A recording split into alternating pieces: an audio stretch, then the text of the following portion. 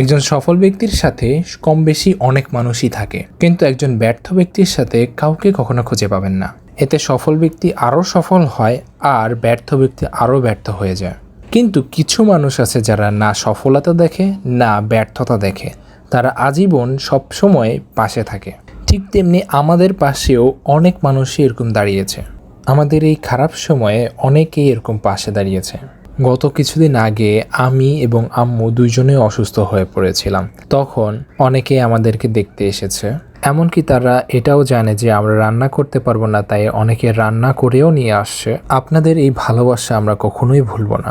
তো আজকে আমাদের বাসায় এসেছে তুলু আন্টি এবং তার ছেলে মেয়ে। তো আন্টি আসার সময় অনেক কিছুই রান্না করে নিয়ে আসছে। তার মধ্যে শুটকি ছিল, ভেন্ডি ভাজি, মুরগি রান্না করছে এবং মাংস রান্না করে নিয়ে আসছে। তাছাড়া আন্টি লতি দিয়ে চিংড়ি মাছ দিয়ে রান্না করেছে এবং ডাল রান্না করে নিয়ে আসছে। ডালটা হচ্ছে মাসকলার ডাল। তো আম্মু অসুস্থ থাকার কারণে আম্মু তেমন কিছুই রান্না করতে পারেনি। এই কারণে আম্মু বাইরের থেকে খাবার অর্ডার করেছে, তাদেরকে সেগুলোই পরিবেশন করা হয়েছে। তারা কিছুই খেতে চায়নি, কিন্তু পরবর্তীতে আমাদের অনুরোধ করার কারণে তারা আর না করতে পারেনি। কিন্তু আমরা তাদের রান্না করা খাবারগুলোই খেয়েছি। আন্টির রান্না অনেক বেশি অসাধারণ, তার রান্নার বলে বোঝাতে পারবো না, এতটা বেশি মজার হয়ে থাকে। আন্টিকে অনেক ধন্যবাদ আমাদের জন্য এত মজাদার খাবার আনার জন্য। তো বিকেলবেলা আমরা তুবা এবং অর্ণবের সাথে গল্প করতেছিলাম।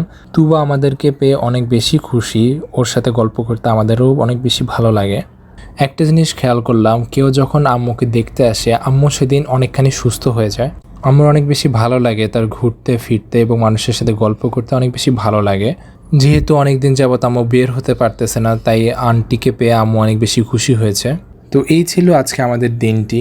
আপনাদের কাছে কেমন লেগেছে অবশ্যই কমেন্ট করে জানান এবং আমার আম্মুর জন্য দোয়া করবেন। আম্মু অনেকখানি অসুস্থ, যাতে আম্মু সুস্থ হয়ে যায়। আমি আগের থেকে অনেক বেশি ভালো আছি, বাট পুরোপুরি সুস্থ হইনি। আপনাদের কারোর সাথে কি এমন হয়েছে নাকি যে ডেঙ্গু হওয়ার পরেও অনেক দিন যাবত অসুস্থ ছিলেন? একটু কমেন্ট করে জানান, কারণ আমরা অনেক দিন যাবতই অসুস্থ, এখনও পুরোপুরি সুস্থ হতে পারিনি। কেউ যদি জানেন এখন আমাদের কি করা উচিত, তাহলে আপনারা আমাদেরকে একটু জানাতে পারেন, কারণ কারোই পছন্দ না বেশি দিন অসুস্থ থাকতে। আর যদি সেটা হয়ে থাকে আপনার মা, তাহলে বিষয়টা আরও বেশি খারাপ লাগার বিষয়। তো আজকে এই পর্যন্ত, সবাই ভালো থাকবেন, সুস্থ থাকবেন। আসসালামু আলাইকুম।